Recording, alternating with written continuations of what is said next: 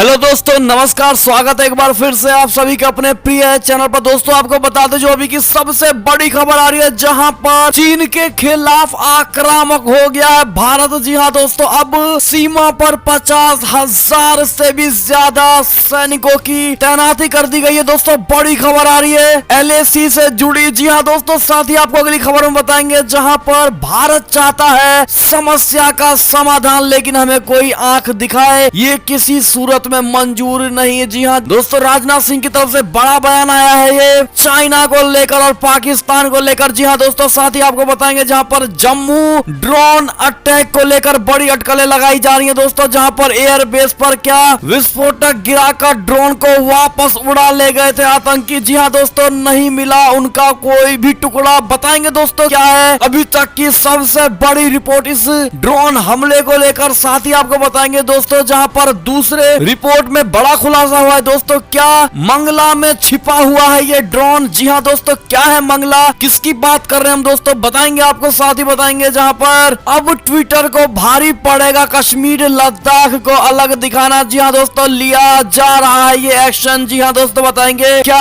Action लेने वाली है भारत की केंद्र सरकार ट्विटर पर। जी हाँ दोस्तों, साथ ही आपको अगली खबर में बताएंगे जहां पर विदेश मंत्री कुरैशी ने कहा है कि अफगानिस्तान पर तालिबान का नियंत्रण हुआ तो हम अपनी ही सीमा को बंद कर देंगे। जी हाँ दोस्तों, बड़ी खबर आई है इस डरपोक पाकिस्तान की तरफ से। साथ ही आपको बताएंगे जहां पर जम्मू कश्मीर पर बड़ा एक्शन होने वाला है। जी हाँ दोस्तों, 30 जून को प्रधानमंत्री मोदी जी ने खुद बुलाई है मंत्री परिषदों की बैठक। जी हाँ दोस्तों, बताएंगे क्या है खबर और क्या अटकलें लगाई जा रही है मोदी जी को लेकर। दोस्तों साथ ही बताएंगे आपको जहां पर जम्मू में ड्रोन हमले पर बोले असदुद्दीन ओवैसी। जी हाँ दोस्तों, पुलवामा के बाद जैसा फिर करे पाकिस्तान का हाल। जी हाँ दोस्तों, ओवैसी ने खुद ये बड़ी बातें कही हैं। दोस्तों बताएंगे और क्या क्या कहा है उन्होंने। साथ ही अगस्त में फिर ट्रंप बन जाएंगे राष्ट्रपति। जी हाँ दोस्तों, बताएंगे कहां ये बड़ा दावा किया जा रहा है दोस्तों, और इस दावे ने बढ़ा दी अमेरिकी सरकार की बड़ी चिंता। जी हाँ दोस्तों, जो बाइडेन सरकार इस दावे के बाद टेंशन में आ गई है। दोस्तों बताएंगे किसकी तरफ से ये दावा किया जा रहा है। दोस्तों साथ ही आपको बताएंगे जहां पर अब इस भारत के राज्य में 6 जुलाई से खुल रहे हैं स्कूल। जी हाँ दोस्तों, कौन से राज्य में ये स्कूल खुलने वाले हैं, हर तरह की आपको लेटेस्ट अपडेट देने वाले हैं दोस्तों। तो हर तरह की खबरें पाने के लिए बने रहिएगा वीडियो के अंत तक दोस्तों। और अभी खबरों में आगे बढ़ने से पहले अगर आप भी मानते हैं कि मोदी जी हैं तो हर चीज संभव है। भारतीय सेना तो हमारा देश गर्व से जी रहा है। साथ ही इस कोरोना काल में डॉक्टर ही भारत के लिए सबसे बड़े रक्षक है दोस्तों। और उत्तर प्रदेश चुनाव के बाद योगी जी ही होने वाले अगले मुख्यमंत्री। तो फटाफट से वीडियो को कर दीजिए लाइक, चैनल को कर दीजिए सब्सक्राइब, बेल आइकन दबाइए। साथ ही कमेंट बॉक्स में लिख दीजिएगा जय हिंद। जी हाँ दोस्तों, तो चलते हैं पहली और सबसे बड़ी खबर की तरफ, जहां पर चीन के खिलाफ आक्रामक हुआ भारत। सीमा पर 50,000 अतिरिक्त सैनिकों की बड़ी तैनाती। बता दे भारत ने चीन सीमा पर अपनी रणनीति में आक्रामक बदलाव करते हुए 50,000 अतिरिक्त सैनिकों की तैनाती कर दी है दोस्तों। भले ही चीन और भारत के बीच 1962 में युद्ध हुआ था, लेकिन आमतौर पर भारतीय सेना का फोकस पाकिस्तान से लगती सीमा ही रही है दोस्तों। लेकिन बीते कुछ सालों में चीन सीमा पर भी तेजी से परिदृश्य बदला है। ड्रैगन की ओर से सीमा पर अतिक्रमण, इंफ्रास्ट्रक्चर के निर्माण और सेना एवं हथियारों की तैनाती में इजाफा किए जाने के चलते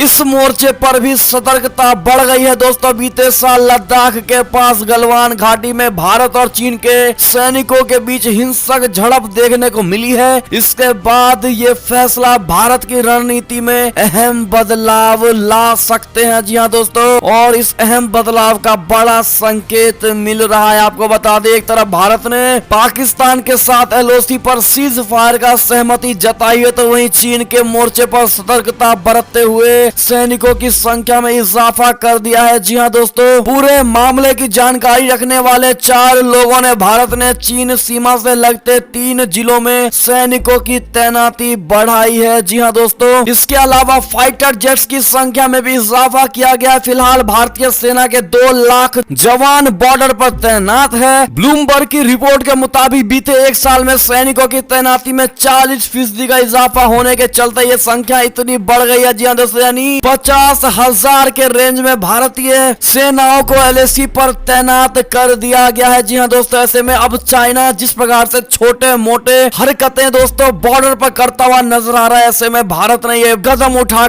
दिखा दिया है कि भारत अब छोटे से भी चाइना के इस हरकत को नहीं माफ करने वाला। जी हाँ दोस्तों, इसी से जुड़ी जो अगली खबर आपको बताएंगे, जहां पर राजनाथ सिंह यानी रक्षा मंत्री ने साफ जता दिया है चाइना को अपने इस वचन के द्वारा। जी हाँ दोस्तों, राजनाथ सिंह ने कहा कि भारत चाहता है समस्या का समाधान, लेकिन हमें अगर कोई आंख दिखाए ये किसी सूरत में मंजूर नहीं। जी हाँ दोस्तों, रक्षा मंत्री राजनाथ सिंह 3 दिन के लद्दाख दौरे पर हैं। राजनाथ सिंह ने सोमवार यानी 28 जून को लेह में थिकसे मठ का दौरा किया। उन्होंने थिकसे मठ के अपने दौरे के दौरान यहाँ एक पुस्तकालय का उद्घाटन भी किया है। दोस्तों, इस दौरान उन्होंने कहा कि मैंने कल्पना नहीं की थी कि मैं जिस पुस्तकालय का उद्घाटन करने जा रहा हूँ वो इतना समृद्ध होगा। रक्षा मंत्री ने कहा है कि बौद्ध धर्म प्रत्येक व्यक्ति के व्यक्तित्व का समग्र विकास चाहता है। लेह में राजनाथ सिंह ने कहा कि भारत दुनिया का अकेला देश है जिसने दुनिया के किसी देश पर ना तो कभी आक्रमण किया है, ना 1 इंच जमीन पर कभी कब्जा किया है। भारत ने कभी दुनिया के किसी देश को आंख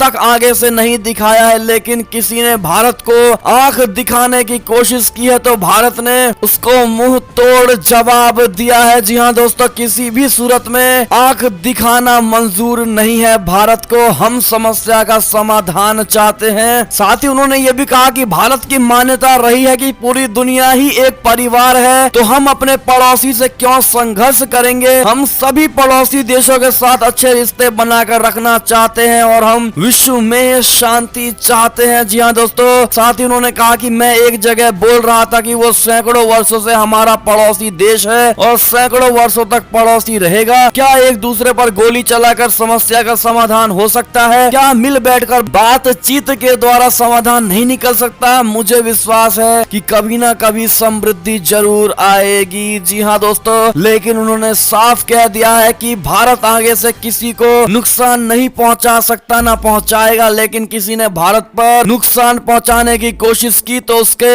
हाथों को काट लिया जाएगा। जी हाँ दोस्तों, बड़ी बातें कह दी है और बड़ी धमकी दे दी गई है दोस्तों अपने इन दुश्मन पड़ोसी देशों को। क्या लगता है आपको और राजनाथ सिंह के बात से आप कितना संतुष्ट है दोस्तों? कमेंट करके जरूर बताइएगा और वीडियो को अभी तक लाइक नहीं किया तो फटाफट से भारी मात्रा में लाइक करिएगा। दोस्तों, चलते अगली खबर की तरफ, जहां पर क्या एयरबेस पर विस्फोटक गिराकर ड्रोन को वापस उड़ा ले गए आतंकी। जी हाँ दोस्तों, अभी तक नहीं मिला है कोई भी टुकड़ा। हाँ, जम्मू अटैक की बात कर रहे हैं हम। बता दें आपको, जम्मू में एयरपोर्ट के पास वायुसेना के परिसर में हमले की अब तक हुई जांच से पता चला है कि ड्रोन विस्फोटक गिराने के बाद लौट गए थे। सूत्रों ने बताया है कि सोमवार को टारगेट पर विस्फोटक गिराने के बाद ड्रोन के हैंडलर्स ने इसे वापस खींच लिया था। जी हाँ दोस्तों, सूत्रों ने बताया है कि घटनास्थल पर जांच कर रहे अधिकारियों को अब तक ड्रोन का कोई भी पार्ट नहीं मिला है। इससे दोस्तों ये पता चलता है कि एयरबेस पर हमले के लिए जिन ड्रोन्स का इस्तेमाल हुआ है वो विस्फोटक गिराकर चले गए। हैंडलर्स ने ड्रोन को विस्फोटक के साथ एयरबेस के ऊपर भेजा और विस्फोटक गिराते ही इन्हें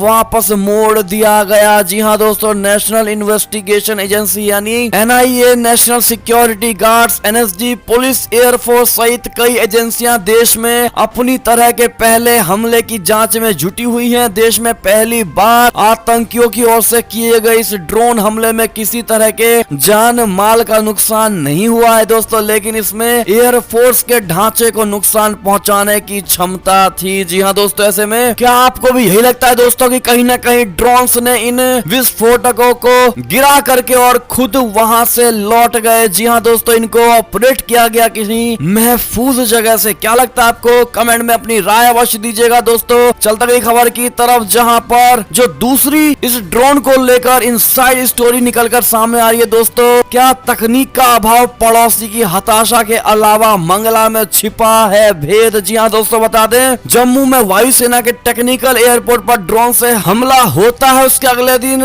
रतन नुचक इलाके में सेना की ब्रिगेड हेडक्वार्टर पर ड्रोन दिखाई पड़ता है, वो भी दो ड्रोन। ये सब महज एक संयोग नहीं है दोस्तों, ड्रोन हमले की बाकायदा एक इनसाइड स्टोरी है। इसमें चूक, तकनीक का अभाव और पड़ोसी देश की हताशा छिपी हुई है। साथ ही पाकिस्तान के मीरपुर जिले में झेलम नदी के पास स्थित मंगला डैम का इलाका भी इसी कहानी का हिस्सा है। मंगला डैम इलाके में पाकिस्तानी सेना, ISI व आतंकी संगठनों को ड्रोन हमले की ट्रेनिंग दी जाती है। जी हाँ दोस्तों, ये इस रिपोर्ट में बड़ी खबर निकलकर सामने आ रही है दोस्तों। कहीं ना कहीं इसी मंगला डैम के अंदर इन ड्रोनों को छुपाया जाता है दोस्तों, और यहीं से इन ड्रोनों को ऑपरेट भी किया जाता है। क्या लगता है आपको, कहीं ना कहीं इन भारतीय सेनाओं को, भारतीय डिफेंस सिस्टम को इस मंगला डैम तक पहुंचना चाहिए? आपकी क्या राय होगी, कमेंट जरूर करिएगा दोस्तों। बढ़ते अगली खबर की ओर, जहां पर ट्विटर को अब भारी पड़ेगा कश्मीर लद्दाख को नक्शे में अलग दिखाना,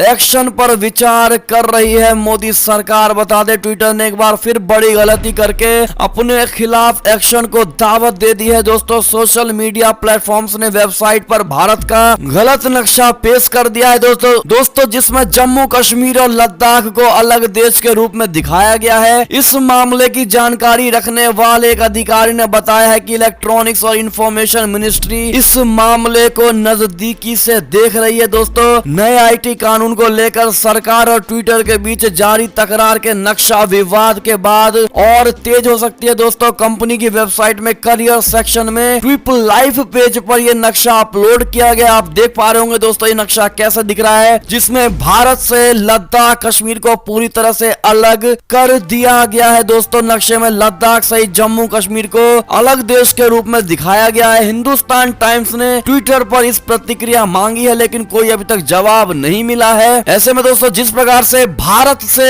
लद्दाख और जम्मू कश्मीर को अलग देश दिखाना, कहीं ना कहीं अगर आप भी मानते हैं कि इस प्रकार से ट्विटर को हमेशा के लिए ही भारत देश से ही हटा देना चाहिए दोस्तों, तो कमेंट में आपको क्या लगता है, क्या हटाना चाहिए, ट्विटर को बैन कर देना चाहिए? कमेंट में भारी मात्रा में लिखिएगा दोस्तों, क्योंकि भारत की जनता जो चाहेगी, भारत की सरकार वही करेगी दोस्तों। तो आप कमेंट में लिखना बिल्कुल मत भूलिएगा। बढ़ते अगली खबर की ओर, जहां पर पाकिस्तान से खबर, विदेश मंत्री कुरैशी ने कहा है कि अफगानिस्तान पर तालिबान का नियंत्रण हुआ तो हम अपनी ही सीमा को बंद कर देंगे। जी हां दोस्तों, पाकिस्तान के विदेश मंत्री शाह महमूद कुरैशी ने रविवार को कहा है कि अमेरिका की वापसी के बाद अफगानिस्तान में हिंसा व अराजकता उत्पन्न हो सकती है, और यदि तालिबान का इस पर नियंत्रण हो गया तो पाकिस्तान इस देश से लगी सीमा को बंद कर देगी। कुरैशी ने कहा है कि पाकिस्तान पहले ही 35 लाख अफगानिस्तानियों को शरण दे चुका है, लेकिन अब वो और शरणार्थियों को स्वीकार नहीं करेगी। वह मध्य मुल्तान शहर में आयोजित साप्ताहिक संवाददाता सम्मेलन में बोल रहे थे। जी हाँ दोस्तों, आप देख पा रहे होंगे कि कितना डर बैठा हुआ इन पाकिस्तानियों के अंदर, पाकिस्तान की सरकार के अंदर। जी हाँ दोस्तों, आपकी क्या राय है, कमेंट जरूर करिएगा। बढ़ते अगली खबर की तरफ, जहां 30 जून को PM मोदी ने बुलाई है मंत्री परिषद की बैठक, शामिल होंगे इसमें सभी मंत्री। जी हाँ दोस्तों, मोदी मंत्री परिषद की बैठक के लिए तारीख और समय तय हो चुका है। ये बैठक 30 जून को शाम 5 बजे होगी। प्रधानमंत्री नरेंद्र मोदी जी के साथ मंत्री परिषद की बैठक में सभी कैबिनेट मंत्री, स्वतंत्र प्रभार वाले मंत्री और सभी राज्य मंत्री मौजूद रहेंगे। चलते अगली खबर की तरफ, जहां पर जम्मू में ड्रोन हमले पर बोला असदुद्दीन ओवैसी, बात क्या कर रहा है भारत,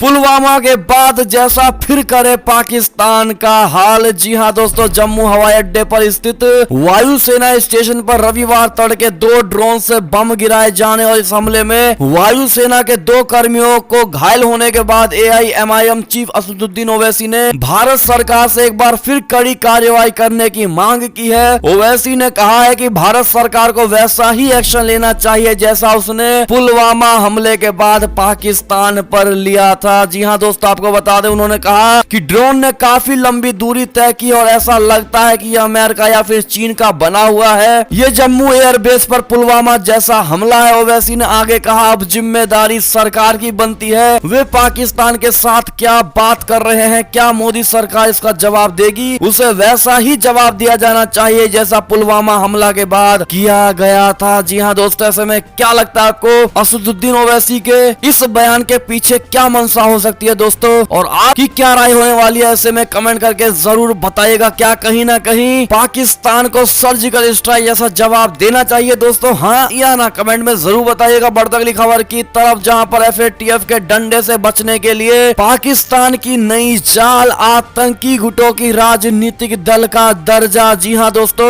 FATF के एक बार फिर से ग्रे लिस्ट में रखने से टेंशन में आया पाकिस्तान अब एक नई चाल चलने जा रहा है। पाकिस्तान अपने पाले हुए धार्मिक आतंकी गुटों को राजनीति की मुख्य धारा में लाने जा रहा है दोस्तों। यही नहीं, पाकिस्तानी PM इमरान खान को ग्रे लिस्ट से नहीं निकल पाने पर विपक्ष की कड़ी आलोचना झेलनी पड़ रही है। इससे पहले आतंकी फंडिंग पर 27 में 26 बिंदुओं को पूरा करने के बाद भी FATF ने पाकिस्तान की उम्मीदों पर पानी फेरते हुए उसे ग्रे लिस्ट में बरकरार रखा था। ऐसे में दोस्तों, इस नई चाल को आतंकियों को लेकर साफ FATF से निकलने के तौर पर देखा जा रहा है दोस्तों। क्या लगता है आपको? कमेंट जरूर करिएगा। बढ़ती अगली खबर की तरफ, जहां अमेरिका ने इराक सीरिया में दागे गोले, ईरान को दी है साथ में ये बड़ी चेतावनी दोस्तों। बता दें, वियना में परमाणु समझौते को लेकर ईरान और 6 शक्तिशाली देशों में चल रही वार्ता के बीच में अमेरिका ने इराक और सीरिया में एयर स्ट्राइक को अंजाम दिया है दोस्तों। ये हवाई हमले ईरान समर्थित मिलिशिया गुटों के ठिकानों को निशाना बनाते हुए किए गए हैं। जून की शुरुआत में इराक में रॉकेट हमला हुआ था जिसमें एक अमेरिकी सैनिक और अन्य गठबंधन सैनिक घायल हुए थे। अमेरिका ने जवाबी कार्यवाही के तहत ये एयर स्ट्राइक की है दोस्तों। राष्ट्रपति जो बाइडेन के निर्देश में अमेरिकी सेना ने रविवार को इस हमले को अंजाम दिया। इस हवाई हमले को ईरान को चेतावनी के तौर पर देखा जा रहा है ताकि वो अमेरिकी सैनिकों को निशाना बनाने वाले आतंकी गुटों को समर्थन ना दे। जो बाइडेन पहले ही ईरान को संकेत दे चुके हैं कि वो अमेरिका को निशाना बनाने वाले गुटों को समर्थन ना दे। जी हाँ दोस्तों, ऐसे में जो बाइडेन की सरकार ईरान के पीछे हाथ धोकर पड़ गई है दोस्तों, जब से नए राष्ट्रपति बनकर सबके सामने आए हैं दोस्तों, जो कि एक कट्टर राष्ट्रपति। आपकी क्या राय है ऐसे में? क्या अमेरिका का ये एक्शन आपके लिए सूटेबल है दोस्तों? कमेंट करके जरूर बताइएगा। बढ़ती अगली खबर की तरफ, जहां पर अमेरिका इजराइल में बड़ी दोस्ती, मुस्लिम देशों को लगा तगड़ा झटका। बता दें, निफ्ताली बेनेट के नेतृत्व वाली इजराइल की नई सरकार अमेरिका के साथ टकराव के मसलों को दरकिनार कर आगे बढ़ना चाहती है दोस्तों। पदभार संभालने के बाद पहली बार इजराइल के नए विदेश मंत्री याइर लैपिड ने रविवार को अमेरिकी विदेश मंत्री एंथनी ब्लिंकन से रोम में मुलाकात की। इस दौरान याइर लैपिड ने ईरान को लेकर अमेरिकी कूटनीति पर चिंता जाहिर की, लेकिन ये भी कहा है कि उन्होंने अपनी इस पहली उच्च स्तरीय मुलाकात के दौरान अमेरिका से टकराव वाला रुख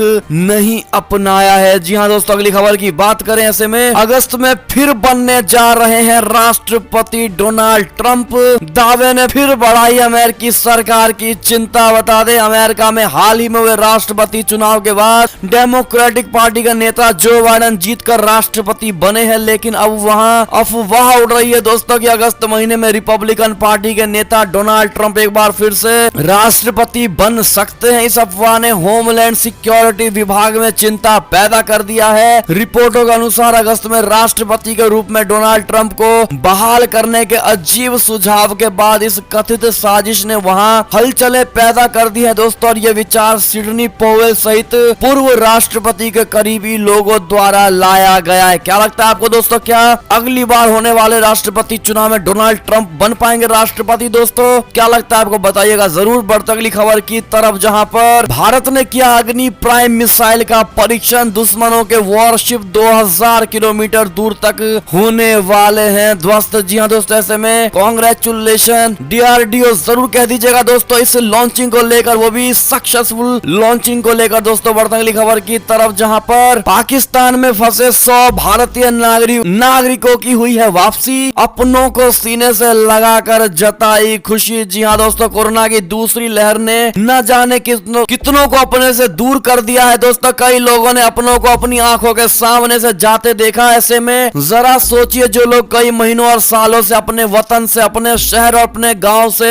मीलों दूर हैं, तो उन पर क्या बीत रही होगी दोस्तों। ऐसे में कोविड की भयावह दूसरी लहर पर काबू पाने के लिए लगे लॉकडाउन की वजह से हमारे देश के कुछ नागरिक नागरिक पाकिस्तान में फंसे हुए थे, जिनकी कल यानी सोमवार को भारत वापसी हो गई। जी हाँ दोस्तों, लॉकडाउन के दौरान पाकिस्तान में फंसे 410 भारतीय नागरिकों में से 100 सोमवार को अटारी सीमा पर पहुंच गए। जी हाँ दोस्तों, बढ़ती अगली खबर की तरफ, जहां पर कोरोना तो नरम पड़ा लेकिन ब्लैक फंगस का कहर लगातार जारी है। दोस्तों, अब मिले 40,000 से ज्यादा केस। बता दें आपको, भारत में भले ही कोरोना की दूसरी लहर अब उतार पर है, लेकिन ब्लैक फंगस के मामले तेजी से बढ़ रहे हैं। दोस्तों, अब तक देश में 40,845 ब्लैक फंगस यानी म्यूकोरमाइकोसिस के केस सामने आ चुके हैं। चलते अगली खबर की तरफ, जहां पर कोविशील्ड लगवाने वाले लोगों को नहीं मिलेगी यूरोपीय संघ के देशों में जाने की इजाजत। EU नहीं देगा वैक्सीन पासपोर्ट। जी हाँ दोस्तों, अब देखते इस पर भारत सरकार क्या एक्शन लेती है। दोस्तों, जिस प्रकार से कोविशील्ड को उतना असरदार नहीं माना जा रहा है, दोस्तों इन विदेशी यूरोपीय संघ के द्वारा जिस प्रकार से इन्होंने कोविशील्ड लगवाने वालों पर रोक लगा दी है, दोस्तों ऐसे में आपकी क्या राय होने वाली है? कितने भाई और बहनों ने कोविशील्ड लगाया दोस्तों, और लगता है कि ये काफी असरदार है? वो कमेंट में जरूर बताइएगा। बढ़ते अगली खबर की तरफ, जहां पर वैक्सीनेशन में भारत ने छोड़ा अमेरिका को पीछे, हेल्थ मिनिस्ट्री ने जारी की है लिस्ट। जी हाँ दोस्तों, कोविड-19 टीकाकरण के मामले में भारत ने अमेरिका को पीछे छोड़ दिया है। देश में अब तक जितने वैक्सीन डोज लोगों को दिए गए हैं, उसके आंकड़े अब अमेरिका में दिए गए वैक्सीन डोज से ज्यादा हो चुके हैं। दोस्तों, इस संबंध में केंद्रीय स्वास्थ्य मंत्रालय ने एक सूची जारी की है। जी हाँ दोस्तों, आप वो सूची देख पा रहे होंगे। ऐसे में भारत सबसे आगे निकल गया है। दोस्तों, ऐसे में कमेंट जरूर करिएगा आप भी। बढ़ती अगली खबर की तरफ, जहां पर बिहार में 6 जुलाई से खुल रहे हैं स्कूल। जाने आपके राज्य में क्या है लेटेस्ट अपडेट, बता दें। राज्य सरकारों पर स्कूल खोलने का दबाव अब बढ़ता ही जा रहा है। पिछले हफ्ते एम्स के डायरेक्टर डॉक्टर रणदीप गुलेरिया ने कहा था कि स्कूल खोलने की दिशा में तेजी से काम करने की जरूरत है। वहीं पेरेंट्स की कई संस्थाएं भी उन इलाकों में स्कूल खोलने की मांग कर रही हैं जहां कोविड का प्रकोप खत्म या बेहद कम है। ऑल इंडिया पेरेंट्स एसोसिएशन ने पिछले दिनों IANS से बातचीत में कहा है कि जब बाकी सभी आर्थिक गतिविधियों की छूट दी गई है तो फिर स्कूल क्यों नहीं खुल सकते। स्कूल खोलने पर लेकर राज्य सरकारों का क्या मूड है दोस्तों, आपको बता दें दिल्ली में तो फिलहाल अभी बंद ही रहेंगे स्कूल। साथ ही यूपी में 1 जुलाई से स्कूल खुलेंगे, मगर प्रशासनिक काम ही होंगे उसमें। जी हाँ दोस्तों, फिलहाल शिक्षकों और कर्मचारियों को ही स्कूल में आना होगा। अगर बिहार की बात करें तो बिहार में 6 जुलाई से खुलने लगेंगे स्कूल। जी हाँ दोस्तों, बिहार के शिक्षा मंत्री विजय कुमार चौधरी ने शनिवार को अहम घोषणा की है। उन्होंने कहा है कि 6 जुलाई से राज्य के शैक्षिक